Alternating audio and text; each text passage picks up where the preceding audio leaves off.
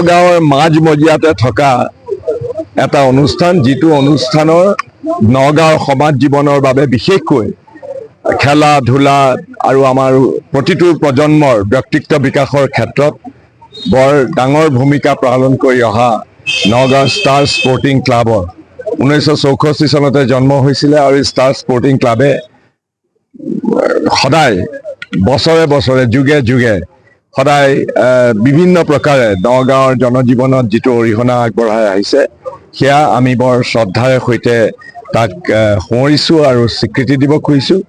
আজি নগাঁৱৰ এই মাজমজিয়াত ষ্টাৰ স্পৰ্টিং ক্লাবৰ এটা স্থায়ী ভৱন নিৰ্মাণৰ বাবে মই মোৰ সাংসদৰ যি পুঁজি আছে সেই পুঁজিৰ পৰা মই 4 লাখ টকাৰ এটা অনুদান আগবঢ়াইছোঁ আৰু আনুষ্ঠানিকভাৱে সেই ভৱনটো স্থায়ী ভৱনটোৰ আজি আধাৰশিলা স্থাপন কৰা হ'ব।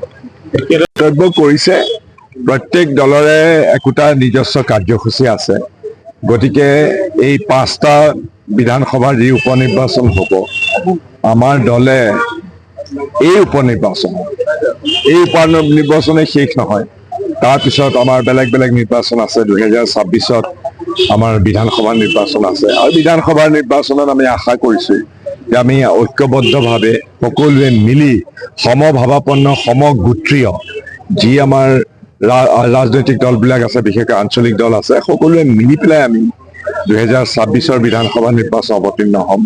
কিন্তু এই 5টা যিকেইটা উপনিৰ্বাচন হ'ব তাত আমাৰ দলে আমাৰ গণভিত্তিক শক্তিশালী কৰিবৰ কাৰণে বা গণভিত্তি ইতিমধ্যে আমাৰ আছে, গতিকে এই শক্তি অনুযায়ী আমি নিজাববীয়াকৈ ইয়াত উপনিৰ্বাচনত অংশগ্ৰহণ সেইবিলাক আমি ব্যৱস্থা ল'ম। সেইবিলাকৰ আমি প্ৰত্যেকটো নিৰ্বাচনৰ আগতে দলে আমাৰ নীতি নিৰ্ধাৰক যি কমিটি আছে, পলিটিকেল এফেয়াৰ্ছ কমিটি আছে, পলিটিকেল এফেয়াৰ্ছ কমিটিয়ে সেইবিলাক সিদ্ধান্ত লয়। সদ্যহতে আমি এই উপনিৰ্বাচনত কংগ্ৰেছ দলে নিজাববীয়াকৈ এই 5টা আসনত উপনিৰ্বাচন হ'লে ইয়াত অংশগ্ৰহণ কৰিব। হিমন্ত বিশ্ব শৰ্মাই কিছু সময়ৰ আগতে সংবাদমেলত পৱন সিং ঘাটৰ আক্ৰমণ লক্ষ্য কৰি দিছে। যি বৈঠক হৈ গৈছিল কংগ্ৰেছৰ, তাত পৱন সিং ঘাটৰে কংগ্ৰেছক উপদেশ দিছিল যে তেওঁৰ জীয়ৰী পুত্ৰ আৰু পত্নীক মানে গোপন বৈঠকৰ কথা হিমন্ত বিশ্ব শৰ্মাৰ কামত এতিয়াও কৰি আছে। এতিয়া হিমন্ত বিশ্ব শৰ্মা ডাঙৰীয়াই বেবেৰী বাং বহুত কথা কৈ থাকে, অসংলগ্ন কথাও কয়। তেওঁ কি কথা ক'লে মই নাজানো, কিন্তু পলিটিকেল এফেয়াৰ্ছ কমিটিৰ মিটিঙত এনেকুৱা ধৰণেৰে কোনো ধৰণৰ কথা আলোচনা হোৱা নাই, সেই কথা মই নিশ্চিত।